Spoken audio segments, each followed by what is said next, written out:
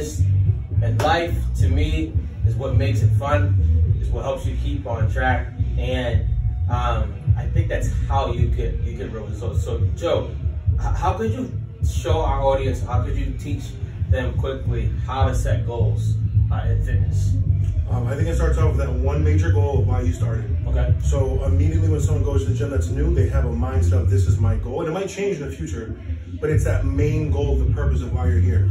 Now, break that down into smaller goals.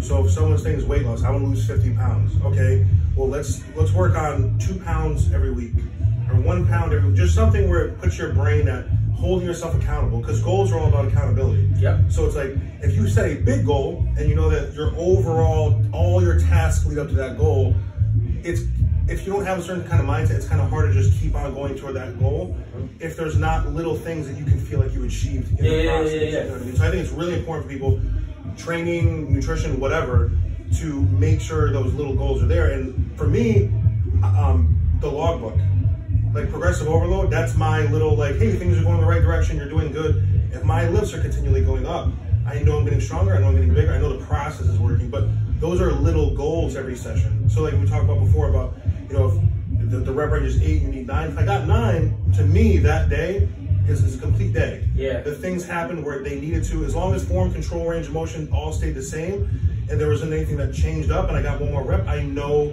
that that was an increase. And again, that's like very, very detailed, like, oh, this is a goal. But when you, again, we're talking about like overall goals, it's like, what's your big goal? And then break these little things down, you know what I mean? Like, I have an overall goal, but each session to me, as long as it progressed and I just progressed a little bit, there was an accomplishment there. I like that, I like that. For me, to piggyback off what Joe says, I usually tell people who are gonna work with me or people who I know, I always say write the goal down. You know, write what it is, and then we can go ahead and I like writing on notepads and stuff like that.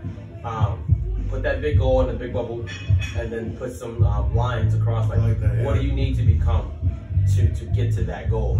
But something I do, a lot of my population that I train is women. So I always say that big goal should have a reward that comes with it. 100%. And then those smaller goals, I honestly say too, they should have rewards with those that when you meet them. Now, that compliment. Yeah, that compliment. Yeah. Your reward shouldn't be Big Mac and fries because you went for a walk. You gotta compliment the right way. Yeah,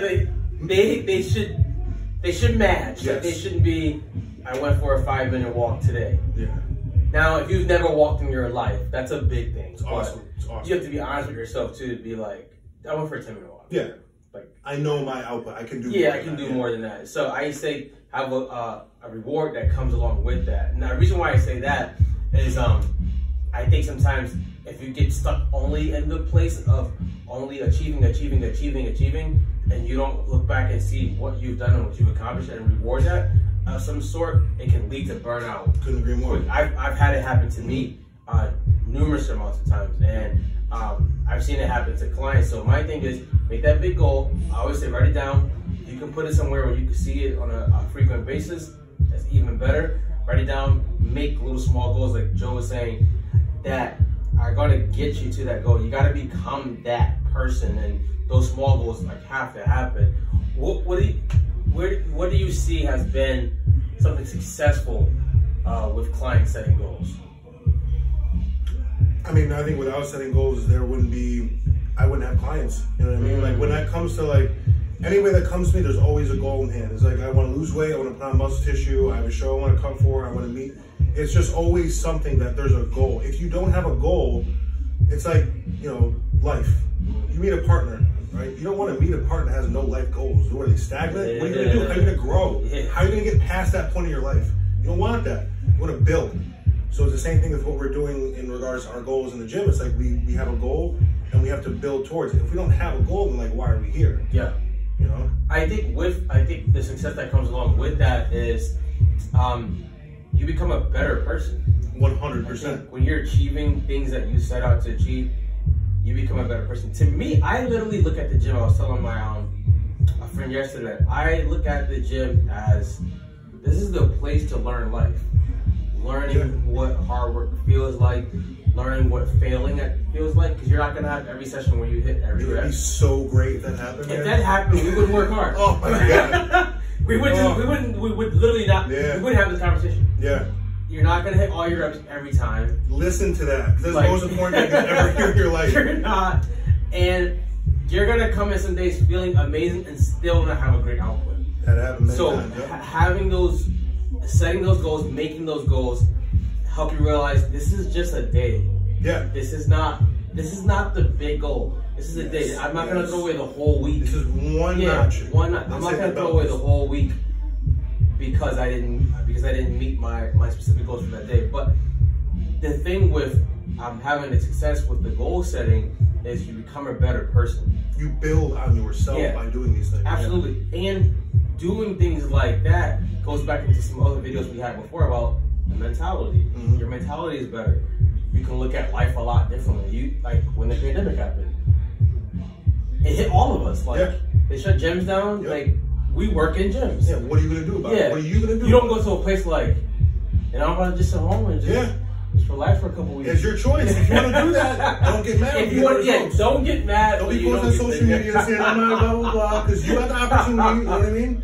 Don't get mad. Don't get mad if you don't get the results when you didn't put in the work. Yeah. And goal setting it seems small. It seems like it's old school, but it's really, really important because you need something to help you stay on task. I think it's the bare minimum.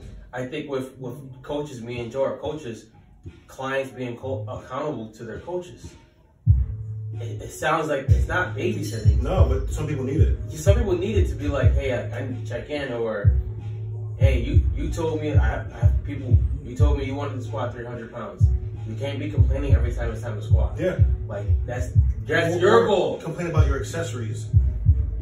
It's like, you gotta do what you gotta do. A video on accessories. Yes, we will. Yeah. It needs to be done. But you can't complain about those things because now, maybe that wasn't your goal then. Yeah. Like you said, goals change. Yeah, goal changes. Or you realize too, that goal, if it's a big goal, it's gonna require lots of work. Yeah. And you realize maybe I'm not willing to put in that amount of work to get to that level. But the success with the goals is you become a better person, you become mentally stronger.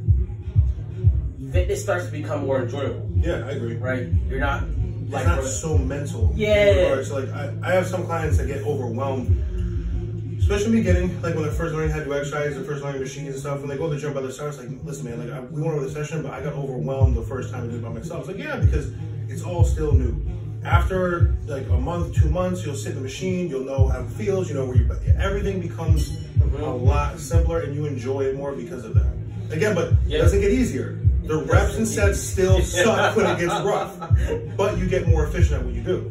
And because of that, you just become better. Yeah, 100%. That's overall as a person. As a person, and that's what we're going to be sharing with you guys a lot about how to make you guys better in the weight room. More efficient as a person, yeah. More efficient as a person. The better you become in the weight room, usually it leaks into your other areas of life. Like you become more focused. You become more efficient. Right? You start realizing things I may want to cut out of my life that's going to prohibit me from my fitness goals or my regular goals. Yes. And stuff like that. That's a big thing too, is cutting out things that are affecting you. I can't stress that enough. If you have something that's an outside stressor that's affecting not only fitness, but your goals and your progression in life, you gotta cut it. Because it will it's like a cancer. It's always gonna be there. Yeah. Cutting things out of your life, I'm not gonna tell you guys cut your kids out of your life. Don't do that. But things that you know that hinder you. Maybe staying up too late.